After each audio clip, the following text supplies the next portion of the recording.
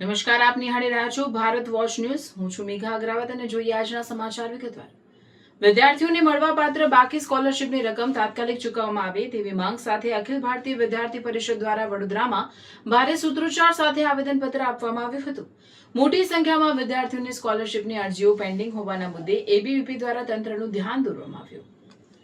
વિદ્યાર્થીઓને મળવાપાત્ર બાકી સ્કોલરશીપની રકમ તાત્કાલિક ચૂકવવામાં આવે તેવી માંગ સાથે અખિલ ભારતીય વિદ્યાર્થી પરિષદ દ્વારા વડોદરામાં ભારે સૂત્રોચ્ચાર સાથે આવેદનપત્ર આપવામાં આવ્યું. મોટી સંખ્યામાં વિદ્યાર્થીઓની સ્કોલરશીપની અરજીઓ પેન્ડિંગ હોવાના મુદ્દે એબીવીપી દ્વારા તંત્રનું ધ્યાન દોરવામાં આવ્યું. એબીવીપી દ્વારા રજૂઆત દરમિયાન ખાસ કરીને એમઆઈ, એસવાય અને સીએમએસએસ સ્કોલરશીપની રકમ લાંબા સમયથી અટકી હોવાના કારણે વિદ્યાર્થીઓ મુશ્કેલીમાં મુકાયા હોવાનો મુદ્દો ઉઠાવવામાં આવ્યો હતો.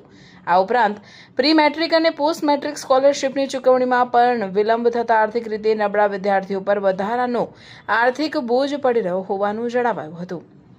વિદ્યાર્થીઓની સ્કોલરશીપની રકમ ડીબીટી મારફતે જમા થતી હોય છે ત્યારે આધાર લિંકેજ તથા એનપીસીઆઈ સંબંધિત સમસ્યાઓના કારણે અનેક અરજીઓની ચૂકવણી અટવાઈ હોવાનું એબીવીપી દ્વારા રજૂઆતમાં જણાવાયું હતું.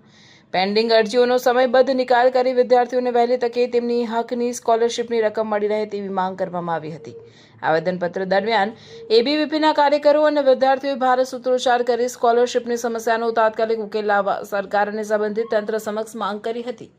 માત્ર વડોદરા પૂરતું નહીં પરંતુ સમગ્ર ગુજરાતમાં સ્કોલરશીપની પેન્ડિંગ અરજીઓની ચકાસણી કરી ઝડપથી ચૂકવણી કરવામાં આવે તેવી પણ રજૂઆત કરવામાં આવી હતી. એબીવીપીએ સ્પષ્ટ માંગ કરી હતી કે વિદ્યાર્થીઓને સ્કોલરશીપ મેળવવામાં ટેકનિકલ કે વહીવટી કારણોસર મુશ્કેલી ન પડે અને બાકી રહેલી તમામ પાત્ર અરજીઓનો સમય મર્યાદામાં નિકાલ કરવામાં આવે. અખિલ ભારતીય વિદ્યાર્થી પરિષદ ગુજરાત પ્રદેશ દ્વારા આજરોજ દરેક જિલ્લા કેન્દ્ર ઉપર કલેક્ટરશ્રીને આવેદન આપવાનું આયોજન હતું.